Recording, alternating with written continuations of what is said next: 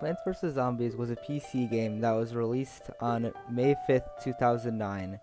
During those 15 years, people have long enjoyed the game for its unique, variable, and replayable gameplay.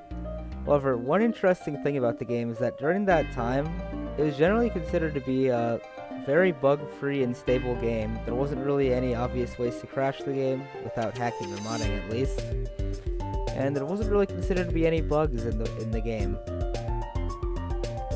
I mean, there are sometimes things that seem kind of weird, like weird hitboxes or things not shooting when they should be, but most of this is really just intended stuff that's kind of just creates unintuitive results in specific scenarios. There is also the ice room trick, which was for a long time considered a glitch, where by activating an ice room at the right time, you can prevent ambush zombies from spawning in the final wave. However, we were later able to verify that this was actually intentional by the developers. So yeah, the game was generally considered to be glitch-free and very stable. That is, until about a month ago. On May 3rd, 2024, at the time an unknown Discord user named GhostTheSaucy joined the speedrunning server and posted 2 videos of 2 new glitches that he claimed to discover on Bilibili, which, if you didn't know, is essentially the Chinese version of YouTube, since YouTube is unfortunately banned.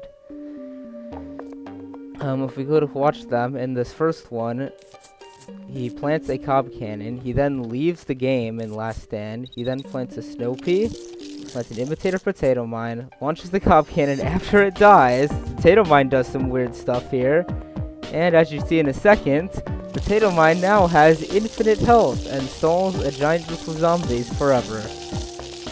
So yeah, that's pretty weird, and we'll get into how it works later. Then we have a second clip where, after spawning a flag zombie in to Last Stand using PvZ tools, he kills the flag zombie using a pea shooter. Then he closes the game, reopens it, goes back to Last Stand. Oh, hang on. Okay. We'll get into why that's needed later. He goes back into Last Stand. He spawns in another zombie, and then the zombie disappears once the flag zombie dies. Then it gets even crazier from there. He goes back out of the game, goes back into the game, plants some flower pots, and if we skip ahead a little bit here, then we'll see that the gargantuar now becomes a flower pot once he plants one down. So yeah, some pretty crazy glitches that have some pretty crazy results. So, both of the glitches in the previous videos, as well as a few more that I found myself, all stem from the same general vulnerability in the game. So, when anything gets added to a data array that the game keeps track of, including zombies, assuming you're in a normal level, then whenever they get spawned, they get a key and an ID combo, which for now we'll just say they're both 2. I'll explain how these update later, but what these are used for is if another object wants to refer to this zombie so that it can store it essentially and then refer to it when it wants to interact with it later, then it uses this key ID combo in order to store it in memory and refer to it. Each of these values can range from anywhere from 0 to 65,535 or 2 to the 16th, and also note that generally these values are actually stored together in one variable, with the front 16 bits being the key and the back 16 bits being the ID number. So normally this works completely fine. These 2 values get stored in memory, and when the object wants to refer to the zombie, it finds the correct zombie using this ID. Now, what's interesting is that there are certain circumstances in which the zombie, or whatever object we're trying to have the other object referred to, dies. It is possible for the object to try to reference the zombie after this happens. Now, again, normally this doesn't cause any issues, as the zombie's key is set to 0 whenever it dies. And so when it tries to reference it, it'll find that nothing is stored in the current ID, and whatever action that was supposed to happen just won't happen, and the game proceeds as normal.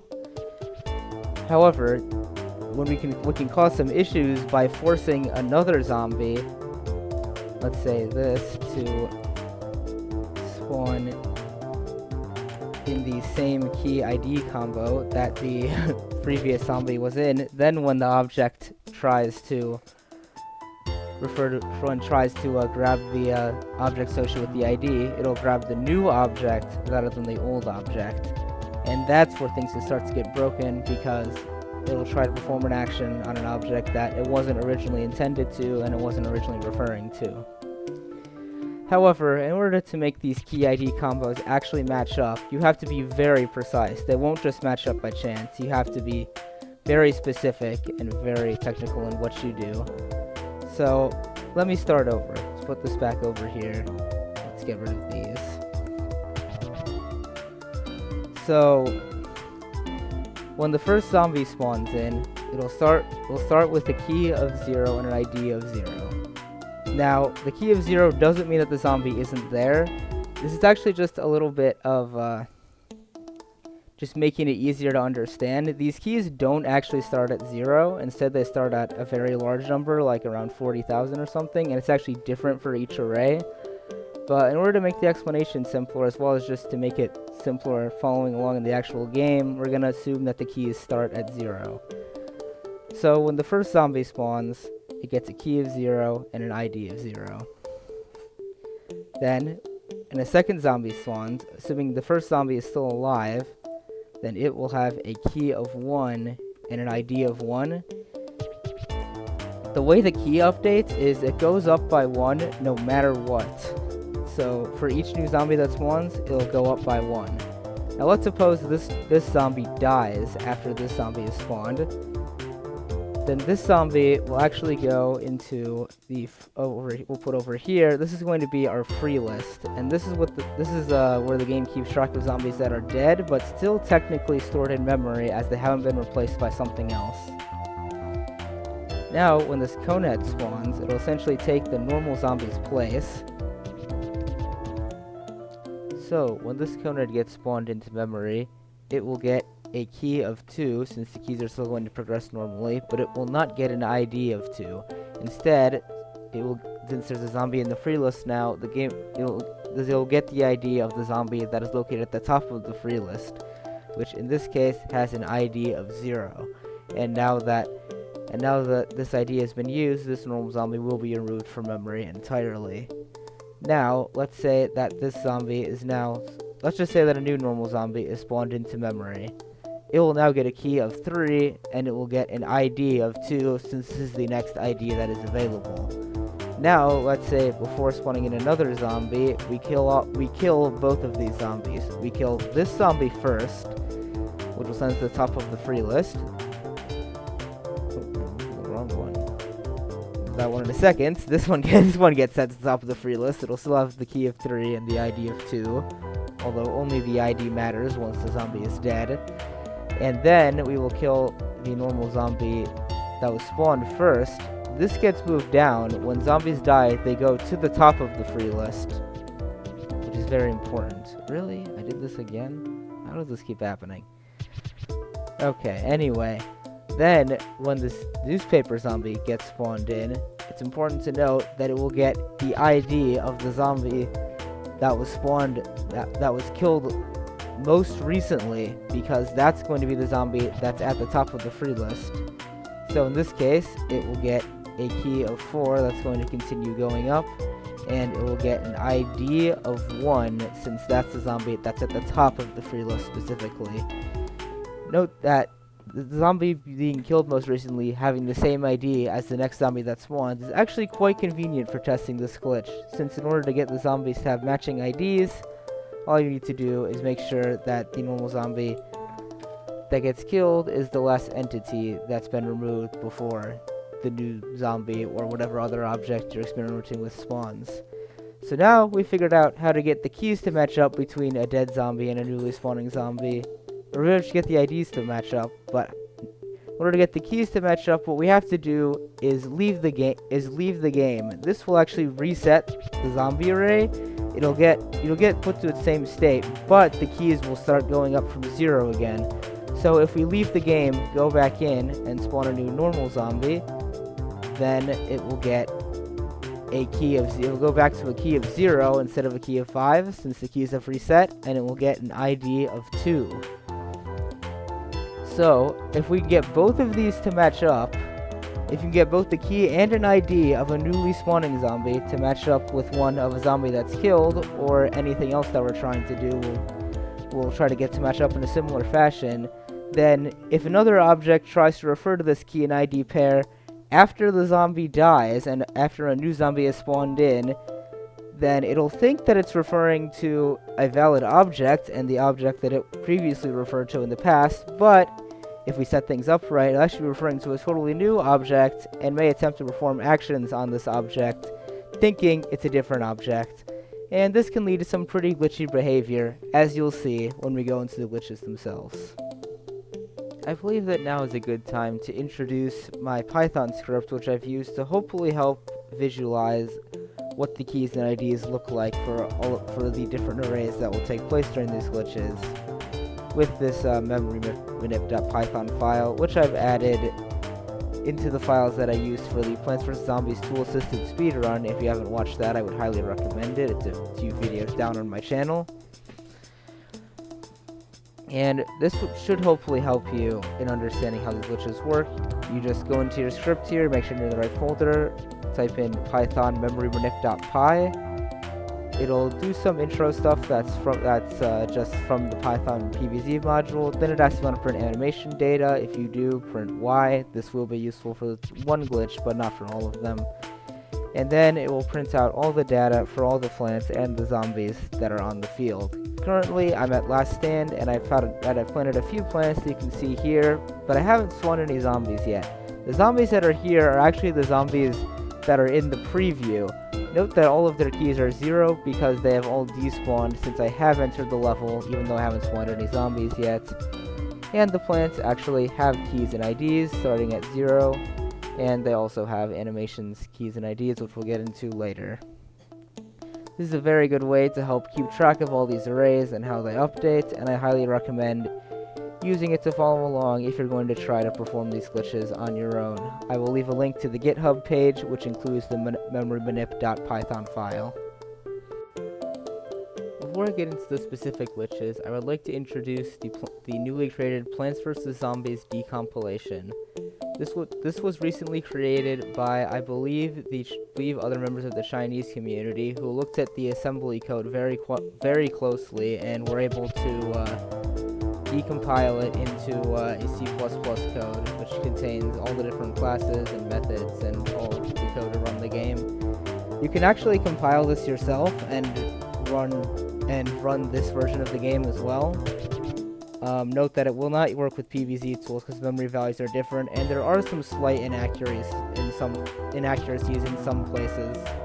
So, because it wasn't perfect, but it was very good, and it helped me with a lot of the research I did for this video in understanding how the glitches work, to just understand the entire array system as a whole. As you can see, I have a lot of different tabs open here that I've been using. Before each glitch, I will go into this decompilation and view the associated code, so hopefully that'll give you a general understanding for how and why the glitch works before I show its applications. I will not be providing a link to this decompilation itself because of privacy reasons, but if you would like to try to download it for yourself, I would recommend joining the Plants vs. Zombies Modders Association Discord. You should be able to, they should be able to help you download it and get it started from there. So, onto the glitches. I will be doing 5 glitches in this video, which are Remote Kelp, Dancing Zombie Adoption, Bungee Zombie Teleportation, Cob Misfire, and Flag Reanimation Skip. For our first glitch, Remote Kelp, the important method to look at here is this update Tangle Kelp method. First you'll notice that if the Tangle Kelp is not in the grabbing state, meaning that it's just sitting there on the field currently, then it looks for a zombie, and if it finds a zombie that it can kill, then it stores its ID in a variable. This is generally what the form will look like when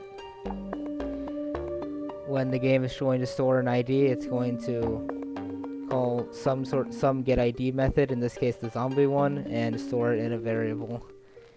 It needs this because because it doesn't actually kill the zombie immediately upon grabbing it. Instead, it waits a second, and then when its countdown is equal to 0, it kills the zombie by trying to get its ID and referencing that in order to kill the correct zombie. However, if we kill the zombie through other means, such as killing with a squash while the tail kelp's in the middle of dragging it down, then when it goes to kill the zombie's already dead, so this ID will have nothing in it. So, in normal conditions, this will kill nothing, but if we very carefully manipulate our memory so that another zombie has the exact same key and ID and spawns in before the single kelp has finished its animation, then the single kelp will kill that zombie instead of the one it was supposed to, meaning it can kill any zombie on land and pretty much any zombie type in the game as well. So, the original process that I used to perform this glitch actually involved looking at the preview of the level, which I did prior to the clip, which had 10 zombies in it. So after those 10 zombies take up the first 10 keys, since they actually do that, I spawned the water zombie in as the 11th zombie, so it took up the 11th key. Then I left the game.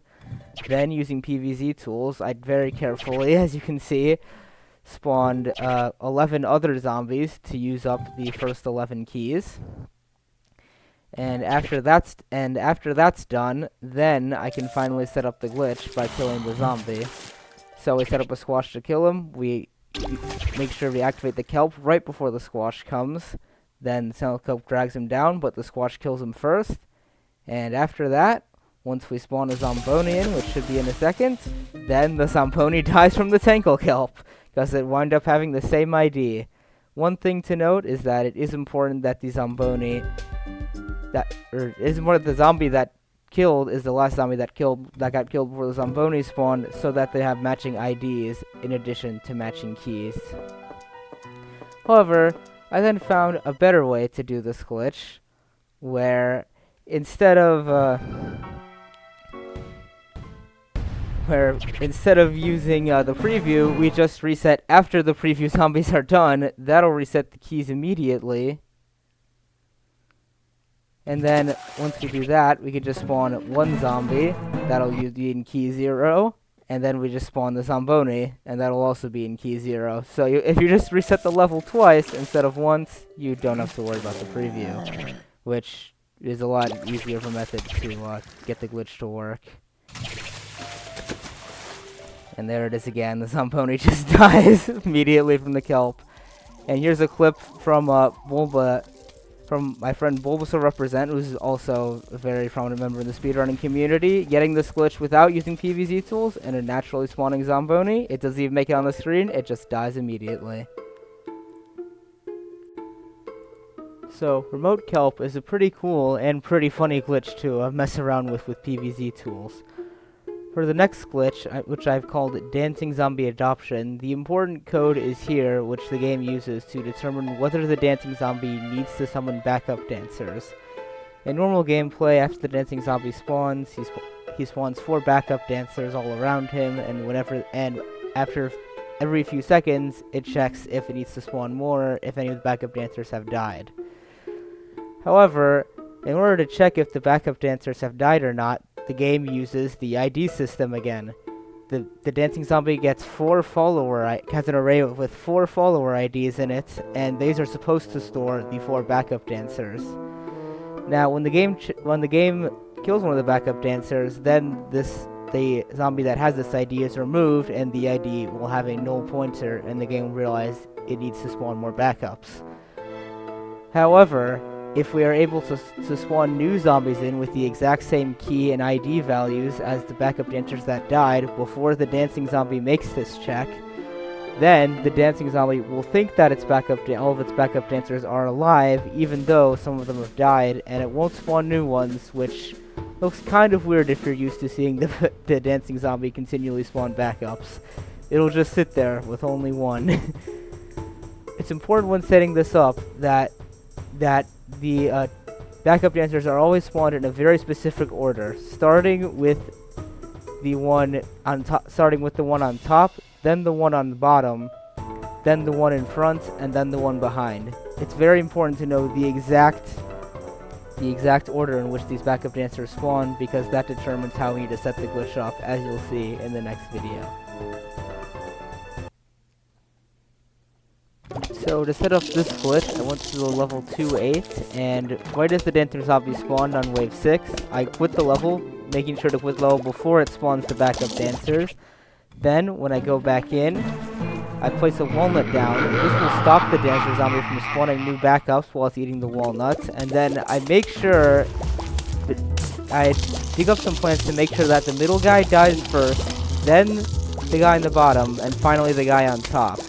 This is notably in the reverse order of the order that they spawn, because remember, in the free list, when the game spawns a new zombie, it gets the ID at the top of the free list. So in order for it to get the same key as the first backup dancer, I need it to be the last one that was killed.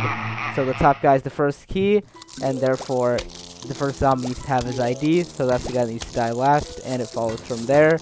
Now there are 3 normal zombies on the screen, and the dancing zombie thinks that that's their backup dancers, even though they're just 3 normal zombies, and it doesn't spawn anymore, which looks kind of weird. It's just dancing around with only one. Now you notice that as I kill the normal zombies, now that the IDs are no longer filled, the dancing zombie can slowly spawn its backup dancers back. I killed one zombie, and it spawned one back.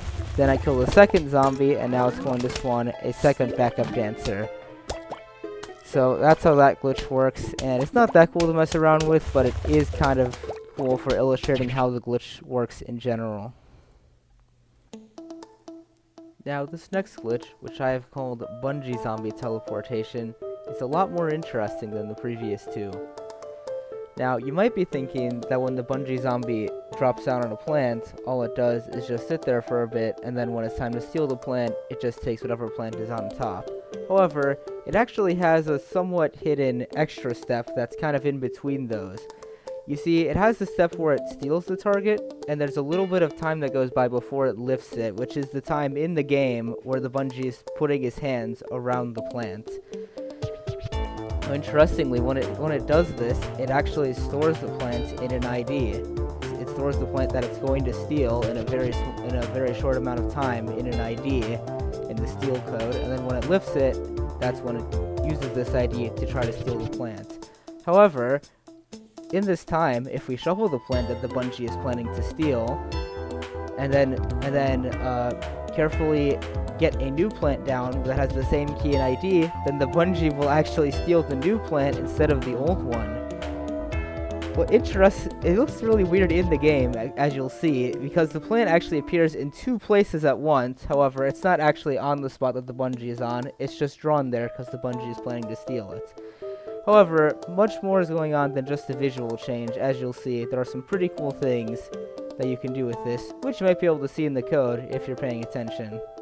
You can expect what might happen. So here, we can start to see the glitch in action. So the first thing I do is plant a snow pea. Now this isn't necessary, but it does make the glitch quite a bit easier to perform, as the Bungee's arm animation is a lot slower. After that, I spawn a Bungee zombie using PvZ tools, and then exit the game in order to reset the keys. After that, I wait until the Bungee's in his arm it is starting to grab the plant, then I remove the shovel, use pause buffering to quickly plant a squash, and you'll notice that the squash is in 2 places at once. And then when the game is on pause, the Bungee finishes its animation and steals the squash from a complete opposite side of the map.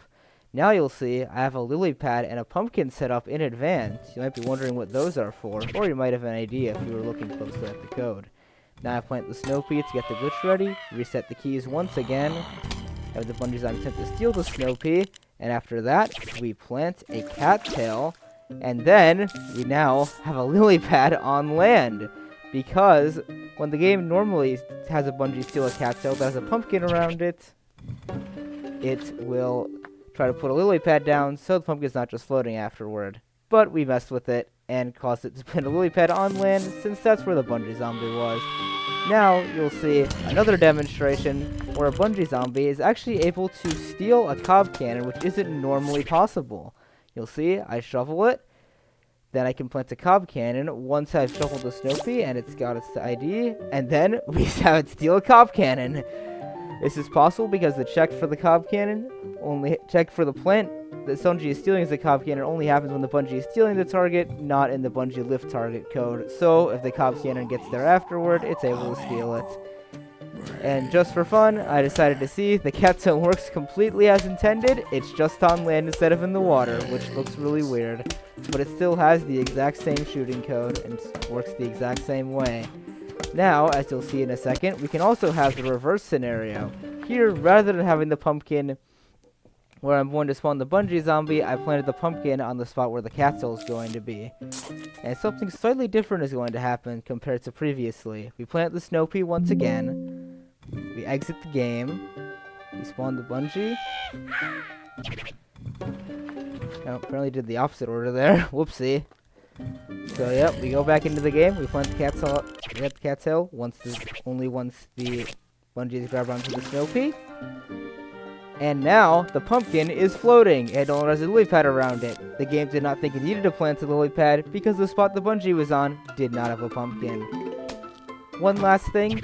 An easy way for you to test this without using PvZ tools or any external things is to easily go to 5-1, wait for the Bungee zombie to spawn, plant something new there so it has the first starting key. Then we leave the game once again in order to reset the keys to 0 again. And then we can remove the Snow Pea, plant something anywhere we want, and have the Bungee zombie steal a different plant. Easy way to test it on your own and verify that it works. Now this next glitch is a little harder to set up and play around with, and also a little harder to just understand in general. But once you start playing around with it, you'll find that it has a lot of really strange, but also really funny and cool looking effects. Now this is actually the first glitch we saw from the user Ghost of Saucy when he posted the videos in the Discord, where he caused a potato mine with infinite health by having zombies eat a Cob Cannon and shooting it afterward.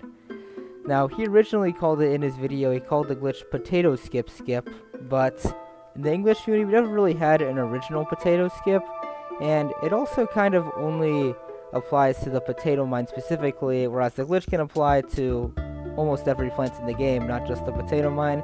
So I think a better name for it, in my opinion, is Cob Cannon Misfire. That's what I'll be referring to it as.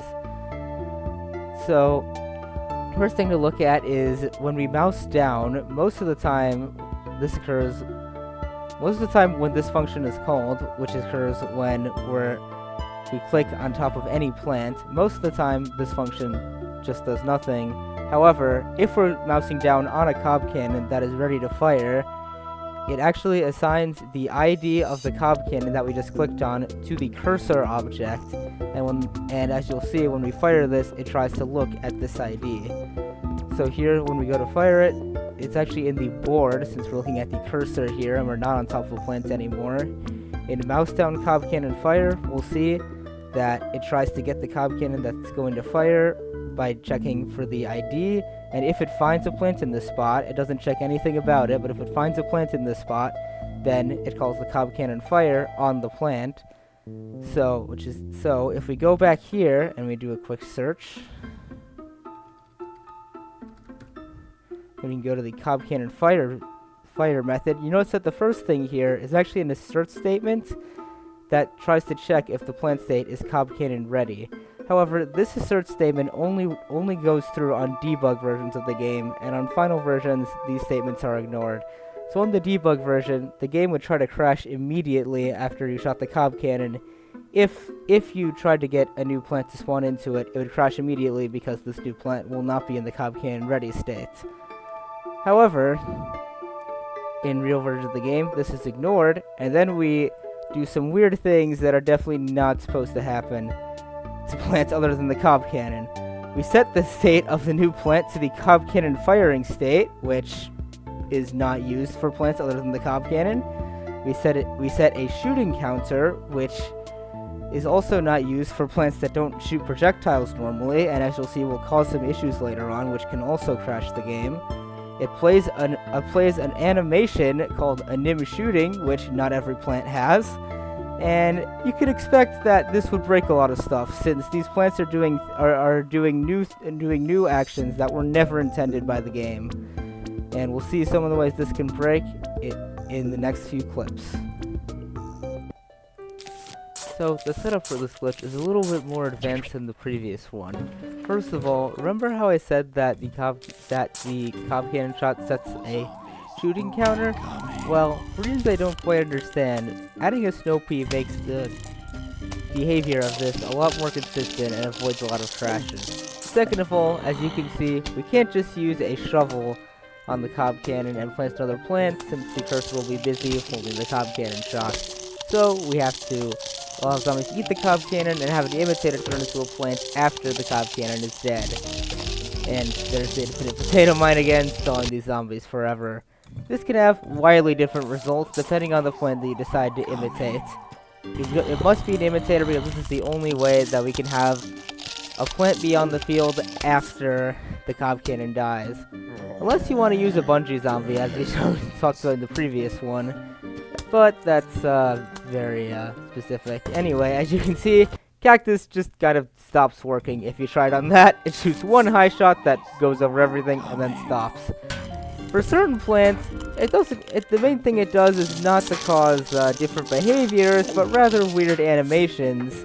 Since, if you remember correctly, it sets the animation to anim shooting, which not every plant has, and sometimes it completely disrupts the animation, as with the 3-peater here. Finally, just a word of note, if you want to actually, survive for a little bit, so you can play around with these things, then you can actually plant a bunch of plants before planting the Cob cannon. If you exit out before planting the Cob cannon, so that way you reset the keys back to 0, then you plant the Cob cannon, and then you plant the snow pea and the imitator and can set up the glitch while actually having plants on the field, so you can keep the glitch plant around for a while. It's a pretty cool glitch, and it can have a lot of different effects depending on what plants you use it on. Feel free to play around. The last glitch I will be introducing in this video is called Flag Reanimation Skip.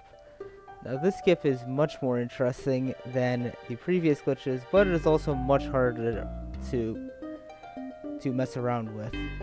The crux of this issue occurs in the drop flag code, which occurs once the flag zombie has lost its head but has not disappeared entirely. When this happens, the game calls remove reanimation on the flag's special head ID, which in this case refers to the flag he's holding. While it does make sense to remove this reanimation here, the problem is that it's not immediately set to null after it gets removed, and when the zombie gets fully killed off and fully removed from the screen, the game will attempt to remove this reanimation again. Now normally removing the same reanimation a second time won't do anything. If it was already removed, then that method will just do nothing. But if we're able to get a new animation with the same key and ID as the flag zombie, then the game will remove that reanimation, even though the new thing is not supposed to have its animation removed yet. Interestingly, if we do a quick search here, there are other times where the reanimation is removed like this, but it's either when the zombie is getting killed off entirely, or in every other case, the reanimation ID that is being removed is immediately set to null. Interestingly, the drop flag seems to be the only one where the reanimation ID is not immediately set to null, so it seems like the developers just kind of forgot to do that, which I found quite interesting. They remember to do it in other scenarios, but not for the flag zombie. Now, this could theoretically be very interesting and a very big glitch, as it can apply to all kinds of things, not just a specific zombie or specific plant. You could theoretically apply it to anything else in the game that uses the reanimation. However, there are two major reasons that this glitch is much harder to play around with and work with than the other glitches. The first reason is that unlike the plant and zombie arrays, the reanimation array does not get reset, and therefore the keys don't get reset to 0 when you leave the level. This is because reanimations are used for some things on the overworld outside of the normal play, so the array has to stay intact. The only way to actually set the keys back to 0 is to actually close out of the game entirely, and then reopen it back, and when you reopen the game, the keys will be set to 0 once again. The second reason that this is hard to play around with is because keeping track of the reanimation keys is actually quite difficult, as some things you might not expect to trigger reanimations actually do, and vice versa. One important thing that is very important to keep track of if you want to get this glitch to work at all is when opening the game, you have to be careful and keep track of how many of these flowers have appeared on the opening crawl of the game. You also have to pay attention to the number of sounds, since these are when the reanimations actually get triggered. Each of these flowers, and I believe the zombie head as well, will use up one key in the reanimation array. So, when actually trying to get the keys to match up, it's important to pay attention to how many of these flowers have gone by, and make sure that it's the same for both, or that at least you know how many, and you can get it lined up appropriately. If you can get past these issues, though, you can do some pretty cool stuff and get some pretty weird things to happen by playing around with this glitch. The setup for this glitch is a little bit more difficult than the setup for the other glitches. To start off with, I open Walnut Bowling, then once the level started, I immediately close out of the game to reset the animation array. When I opened the game, I made sure that only one flower spawned before I clicked to start the game, and then I went back into Walnut Bowling. Now I wait for double conveyor plants to spawn, and then spawn a flag zombie on the field using PvZ tools. After that, I kill the flag zombie to cause him to drop the flag and remove the reanimation the first time. I close the game to reset the animation array once again. Then we open it back up. I make sure that only one flower spawns yet again. And one thing that's important to know is that the flag animation is actually the second animation. The body animation takes up the first slot. Fortunately, pausing the game is an easy way to advance the reanimation array by one slot, which is what I did there. And now, while the walnut's animation has disappeared thanks to the flag zombie fully dying off, the walnut is now invisible, and it stopped moving forward. Now I spawn some zombies, and as you'll see, once they get close to the walnut, it just starts moving up and down and doesn't move forward, essentially becoming a permanent upgrade to your defense, as it will just continue killing zombies for the rest of the level.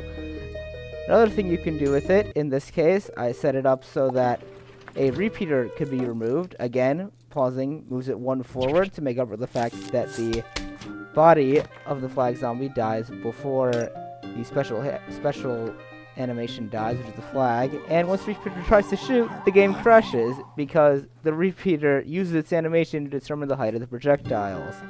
And in this third clip, I've set it up so that a squash has loaded into the slot, and for some reason, if a zombie shares the same ID, which it will if it's the first thing to spawn, then when the squash's animation updates, so does the zombie's animation, and he just kind of freaks out and falls down. He can still be surrounded by plants, and if you try to make him eat something, then he'll wake up and act as a normal zombie.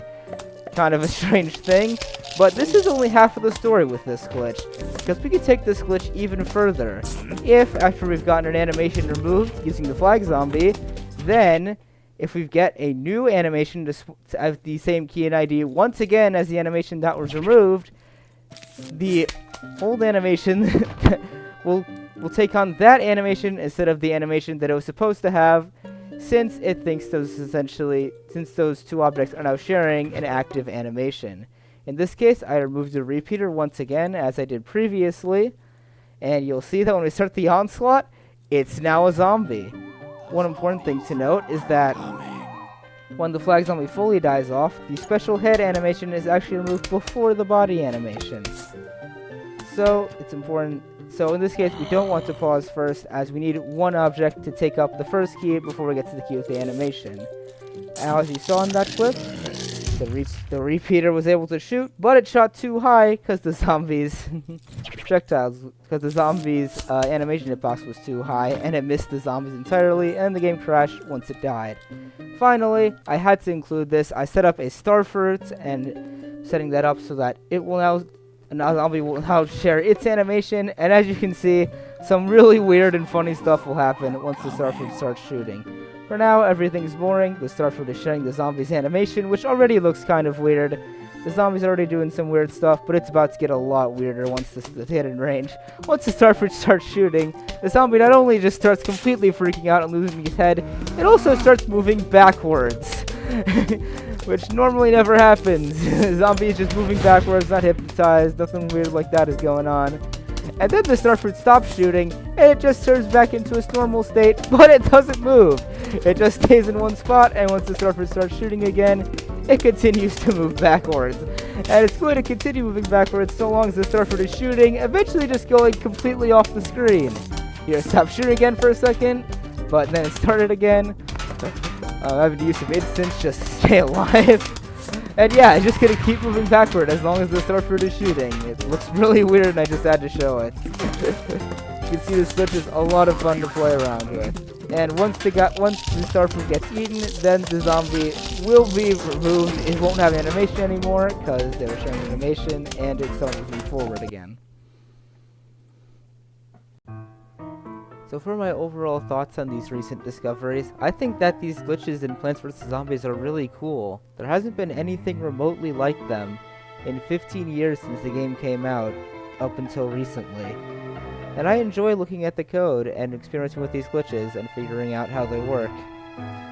In addition, they're also just really funny to mess around with and create some really hilarious results. Admittedly, they aren't the most useful currently. They're not useful almost at all in speedrunning since they take too much time to set up, as you have to exit the game at least once and usually twice in order to set them up. And they're also very specific scenarios. While they are useful in a couple of challenge runs, such as Exeter's Infinity HP Challenge, for the most part they aren't too useful yet. That being said, these glitches, I think this is far from over for glitches in PvZ and their discoveries. Lag reanimation skip is still very much up in the air. There's a lot of stuff that can still be tested with it. You'll probably find some more hilarious results testing different plant and zombie combos, seeing what happens, and potentially even other animations. If you can find a way to combine those, could be pretty interesting as well. And secondly, there are a lot of different methods and classes in this game, and I have not looked through all of them. It's very possible that there are other things that use the same ID structure, and they might be able to be broken in a similar fashion. Feel free to do your own research if you're able to get your hands on the Decomp and see if you can find some other IDs that can be messed with. And since we've already found bugs like this, what's to say that there aren't other things that are broken in the game? Maybe there's other aspects about how things are stored or how the game reacts to certain things, and maybe we can find a whole new set of glitches, just like this one, except maybe slightly different, and could create even more broken stuff. I think there is so much to happen, and we're just getting started with the discoveries of these glitches and what can happen. I encourage some of you to play around with this, as many of you as you would like, and I hope that everyone has enjoyed this video. Thank you for watching. If any big updates happen in the future, I'll continue to try to make videos about them.